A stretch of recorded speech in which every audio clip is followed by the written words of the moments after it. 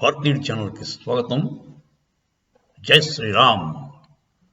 మోదీ గారు ఆయన 11 రోజుల దీక్ష కార్యక్రమంలో గుళ్ళు, రాములు వారు ఎక్కడ వెళ్ళారో ఆ గుళ్ళన్నిటి కూడా సందర్శిస్తూ వెళ్తున్నారు. మీకు తెలుసు కదా, మన లేపాక్షి, ఆంధ్రాలో లేపాక్షి అంటే లే పక్షి అంటే పాపం జటాయువు చచ్చిపోయింది చూడండి. జటాయువు అక్కడే కాలం చేశారు పాపం. రావణాసుడితో యుద్ధం చేసి రాముడి చేతిలో చచ్చిపోయాడు పక్షి జటాయువు. వాడి అదృష్టం చూడండి. రాముడి చేతిలో చావడం అంటే మామూలు అదృష్టం కాదు. సో లే పాక్షి సందర్శించుకున్నారు.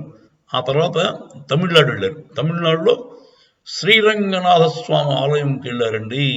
శ్రీరంగనాథ స్వామి ఆలయం అంటే మన ప్రపంచంలోనే చాలా పెద్ద గుడి అండి, లార్జెస్ట్ గుడి. 125 ఎకరాలు ఉంటుందండి ఆ గుడి తాలూకు విస్తీర్ణం.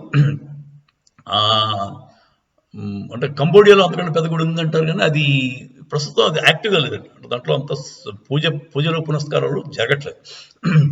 సరే, ఇప్పుడు శ్రీరంగనాథ స్వామి ఆలయంలో 2 పెద్ద మంచి ఏనుగులు ఉన్నాయండి.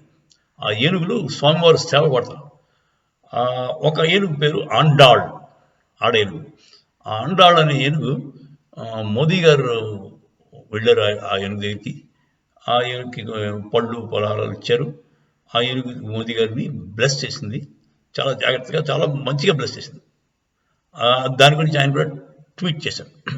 ఇదేముంది, ఎవడో పళ్ళు ఎడితే వాళ్ళకి బ్లెస్ చేస్తుంది అని అనుకోవచ్చు, కానీ ఏనుగు చాలా తెలివైనవి. ఈ పూర్వకాలం రాజుని ఒక రాజ్యంలో రాజులు లేకుండా, అంటే వారసుడు లేకుండా రాజు చచ్చిపోతే, అదే ఏదో ఒక సంక్షోభం వచ్చి రాజు లేడు అనుకోండి ఒక రాజ్యానికి, అప్పుడు పట్టపు ఏనుగుని ఒక దండిచ్చి వదిలేవారు. అది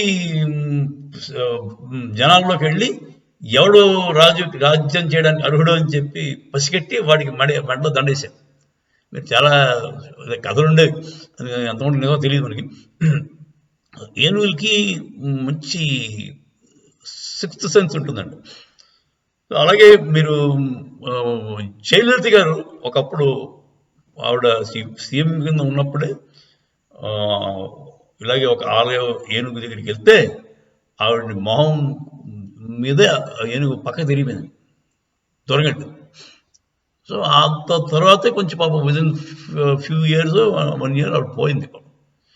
అది స్టోరీ. సో వాటికి 6th సెన్స్ అయితే ఉంటుందండి, జరగబోయేది వాటికి తెలిసిపోతుంది. సో అది ఆండాళ్ళు అని ఏనుగు మోదీ గారిని బ్లెస్ చేసి రాముల వారి ప్రాణప్రతిష్ఠ చేయి అని చెప్పి ఆమోదించిందని అందరూ అనుకుంటున్నాం. జై శ్రీరామ్.